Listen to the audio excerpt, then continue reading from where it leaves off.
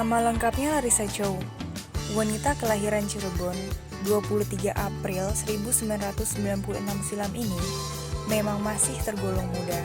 Tetapi ia memiliki pendirian yang kuat melebihi orang seusianya. Apa yang ia yakini benar akan ia perjuangkan dengan sekuat tenaga, meskipun banyak tantangan dari sekelilingnya. Hal inilah yang membuat banyak orang terinspirasi darinya, sehingga menjadikannya seorang motivator hijrah.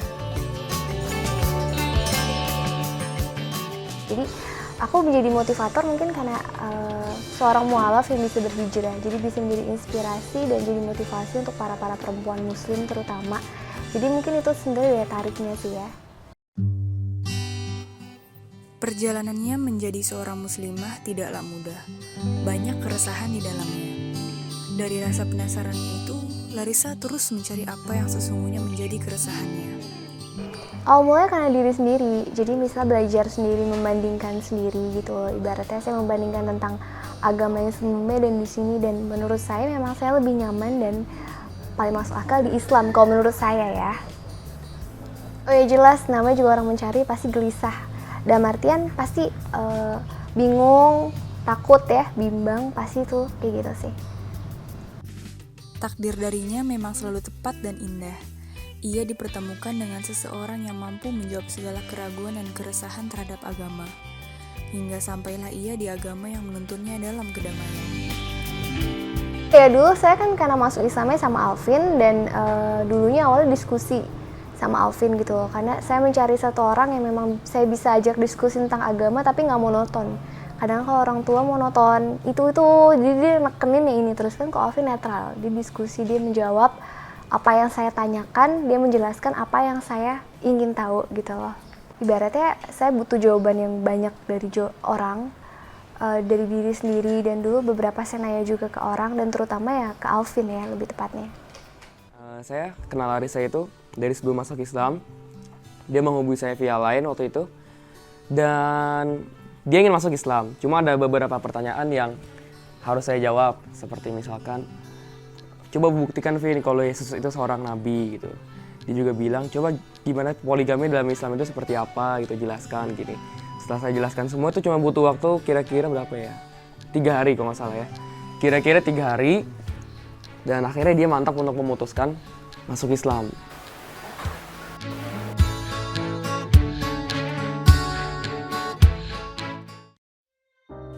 Perubahan keyakinan seorang Larissa menuai sindiran hingga celaan dari lingkungan sekitarnya. Pertanyaan yang menyesali hal tersebut banyak ditanyakan kepadanya.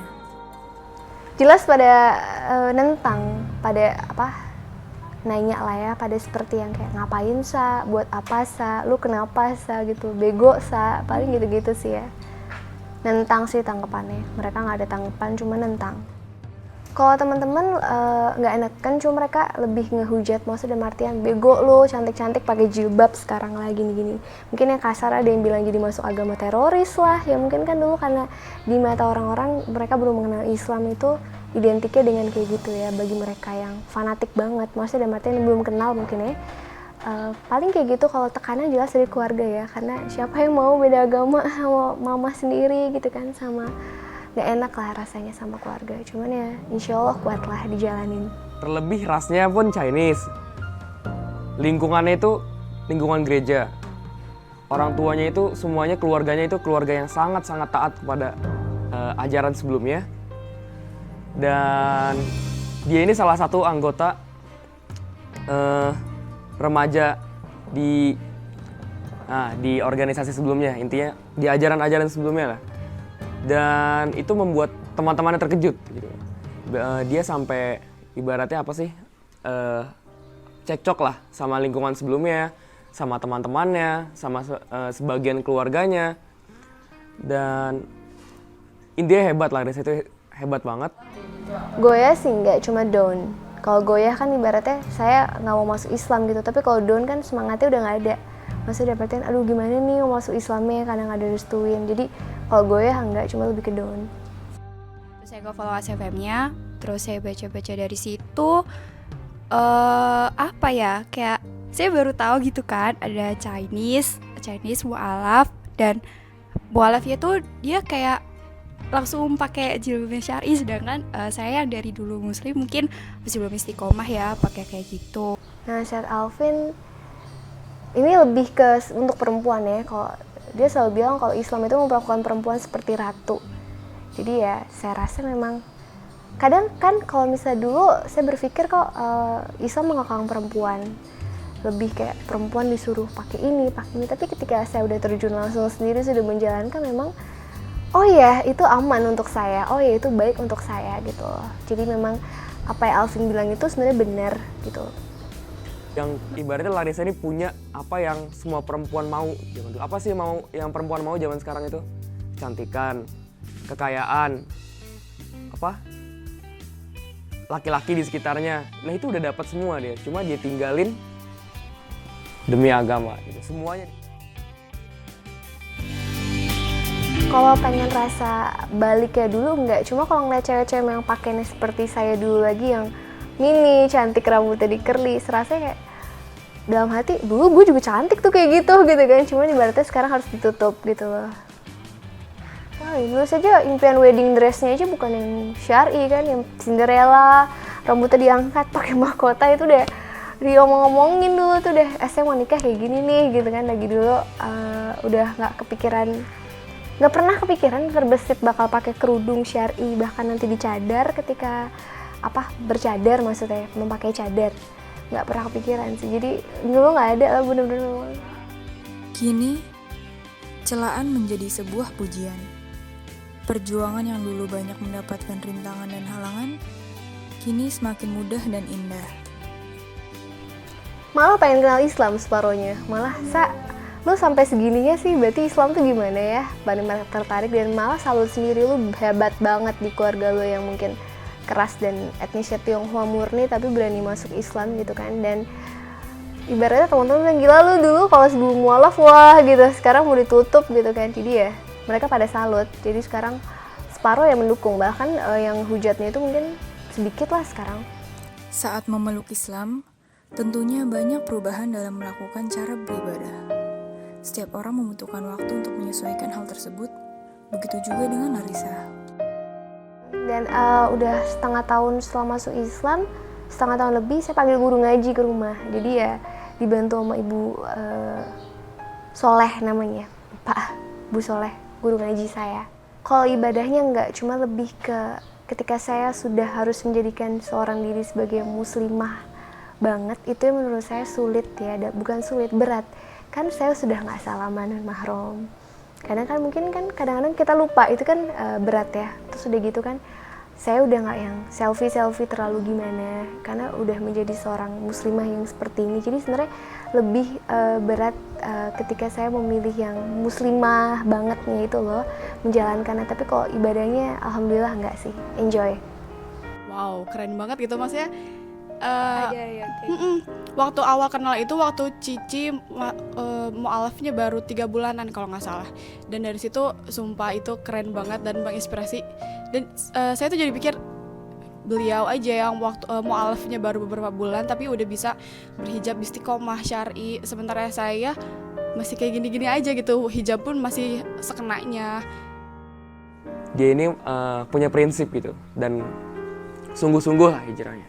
Gak usah nunggu proses atau apalah, nggak ada, dia nggak ada proses, dia langsung gitu, itu hebatnya dia.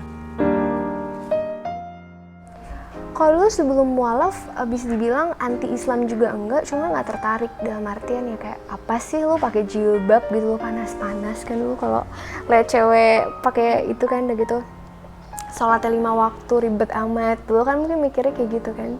Cuma saya berpikir ya setelah udah masuk Islam memang aduh Masya Allah sekali gitu loh, Islam mengatur semuanya dengan sangat baik, bahkan dia menjaga perempuan sampai memang harus menutup aurat, berhijab, dan ada sholat 5 waktunya juga.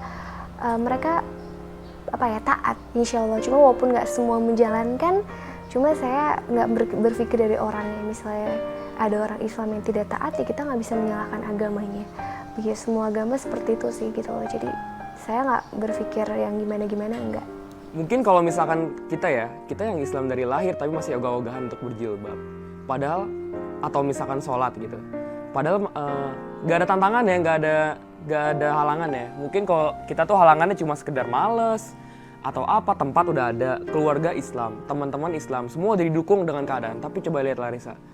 Larissa itu keluarganya non-Islam semua, gak ada teman Islamnya sama sekali, lingkungannya teman-temannya non-Islam semua, tapi dia mantap untuk memutuskan berjilbab syar'i. Ingat syar'il. Kalau nyelekit itu lebih ke iri ya, kebanyakan mungkin hatersnya itu karena iri. Ibaratnya apa sih lo nikah muda gitu loh. Kebanyakan mungkin separuhnya naksir sama Alvin sih. Jadi nggak beda jauh lah gitu kan. Paling yang gitu apa sih lo nikah muda gini. Kalau orang yang non muslimnya sih nggak ngehujat saya kayak gitu, cuma kamu kenapa meninggalkan Tuhan yang sebelumnya? Kamu kenapa begini? Kamu kenapa begini? Paling kayak gitu. Tapi kalau hujatan itu lebih ke orang-orang yang iri gitu loh. Kalau menurut saya itu udah fitnah. Kalau cuma kayak komen-komen biasa saya blok aja. Tapi kalau dia kayak sok tahu, oh gini, itu saya akan jawab dengan lumayan tegas kan. Oh belajarlah tabayun, atau sebenarnya kamu nggak tahu kok gini gitu aja sih. Sebenarnya kalau haters tuh wajar ya, terlebih kan dia pindah agama. Atau misalkan kita pindah agama dari Islam ke yang lain, pasti ada hatersnya, itu pasti, itu nggak mungkin nggak. Atau dari agama lain ke masuk Islam, itu pasti ada hatersnya. Dulu tuh ya Allah, dia apa ya, sampai ibaratnya tuh 90% lah teman-teman itu ngejauhin dia di kotanya gitu, di kotanya. Di lingkungan sekitarnya lah. Ya bener banget kan, sekarang kayak ASFM itu udah jadi seperti ajang bullying buat orang, ajang pembulian. Saya juga dulu sama Alvin kan dibully abis karena memutuskan untuk menikah muda. Jadi sebenarnya kita boleh berkomentar, kita boleh menghujat, tapi dalam artian tidak secara umum. Kan ibaratnya kalau menasehati di umum itu sebenarnya ingin dengan nggak sadar ingin menjatuhkan gitu loh. Jadi sebenarnya saya punya pesan, buat apa kita ngurusin hidup orang kalau kita belum bisa berkaca pada diri sendiri. Buat apa kita ibaratnya menghujat orang kalau diri sendiri itu masih punya kesalahan. Ibaratnya kita boleh memberi kritik, boleh banget memberi kritik, cuma dengan bahasa dan yang baik dan jangan menjatuhkan, jangan menghujat, sebenarnya begitu aja. Dan sosial media, terutama ASFM, jangan benar-benar dijadikan untuk satu ajang pembulian. Karena kan kalau di ASFM bisa bikin account fake, kita nggak bisa lihat followers kita. Kalau di Instagram masih bisa dipantau, masih bisa diblok, dan kita bisa lihat followersnya siapa. Tapi kalau ASFM kan enggak. Jadi lebih tepatnya untuk orang-orang menghujat ya, kalau kita mengkritik dengan bahasa yang baik dan jangan menyakiti sih, itu doang. Banyak yang belum menyadari betapa luar biasanya nikmat Islam yang diberikan Allah sejak lahir, sehingga masih banyak pula yang belum benar-benar menjalankan perintahnya. Aduh, rugi sekali ya. Astagfirullah, kalau sampai murtad apalagi ya gitu. Jadi menurut saya jangan ragu ketika kita sudah menjadi seorang muslim, kita sudah ada di pilihan yang menurut saya ini terbaik, menurut saya ini yang sudah benar gitu loh. Jadi jangan sampai ragu, ibaratnya tinggal kita makin memperbaiki diri dan makin melangkah, makin mendekatkan diri kepada Allah. Banyak banget itu yang curhat ke aku ya, kirim email atau secara langsung mereka pengen berhijab tapi katanya belum direstuin keluarga. Saya sebenarnya kalau ngasih nasihat rada pedes orangnya, bukan yang basa-basi gimana. Saya bilangnya kayak gini, kamu masih mending keluarga kamu Islam dari lahir. Gimana saya yang keluarga non muslim semua tapi bisa berjompo pakai hijab, tapi kamu yang cuman paling mamanya apa sih pakai hijab tapi nggak ditentang gitu loh. Udah gitu aja udah ciut gitu loh. Jadi kalau saya nasihatnya sebenarnya lebih pedes gitu. Bagi saya gini, ketika kamu ingin mendapatkan laki-laki yang baik, kamu juga harus memperbaiki diri. Karena ibaratnya ketika kita berhijab syar'i, nggak mungkin dong laki-laki nakal mau ngejar. Mereka juga kayak, aduh nggak mungkin banget, bukan tipenya gitu. Jadi pasti yang mendekatkan adalah laki-laki yang baik. Jadi ketika kita pengen hijrah menjadi seorang yang salihah gitu loh, jangan ragu-ragu, kan itu sudah menjadi yang baik gitu. Menurut saya kita akan melangkah menjadi seseorang yang baik, menjadi seorang muslimah yang baik insya Allah. Jadi sebenarnya nggak perlu ragu, cuma mungkin tinggal niat dan dorongan sih lebih tepatnya ya. Saya cuma ngomong, kalau misalkan kamu ngelakuin sesuatu untuk Allah, pasti suatu saat Allah akan nolong kamu, akan Allah ganti semua. Tapi ingat, gak ada yang instan. Setiap hijrah pasti ada ujiannya. Dan sekarang sudah terbukti semua, dia udah sukses. Terus tetap istiqomah, ya pokoknya yang terbaik aja, baik dunia akhirat. Amin. Kalau Kalau saya berharap semoga Cici sehat terus, nggak sakit-sakitan, bisa jadi istri yang soleha buat Alvin, dan cepet-cepet punya dede bayi. Harapannya ya. Intinya untuk Larissa ya ke depannya ya, jadi pribadi yang lebih baik. Dan sebenarnya saya mau Larissa ini setelah menikah dengan saya, dia akan menjadi kan Abi punya pesantren gitu. Nanti setelah punya murid perempuan yang banyak, dia akan ibaratnya jadi ibu bagi mereka semua. Mereka akan Risa ini akan menjadi motivator. Dia akan cerita tentang pengalaman hidupnya. Karena yang mahal itu sebenarnya pengalaman. Kalau ilmu kita bisa pelajarin, kalau pengalaman kita nggak bisa gitu. Kita benar-benar rasain sendiri. Dan saya mau Risa ini memotivasi lebih baik orang setelah menikah, tentang gimana hijrah mualafnya, perjuangan masuk Islamnya seperti apa, dan terlebih gitu loh, mengkampanyekan nikah muda itu justru sangat bagus. Ya sebenarnya seputar itu aja sih. Intinya lebih sering memotivasi baik orang lah setelah menikah itu menjadi istri yang lebih patuh, yang solehah. Kalau ustazah atau penulis buku itu belum kepikirannya, cuma impian saya sebenarnya satu ya jadi istri yang salihah, istri yang baik itu.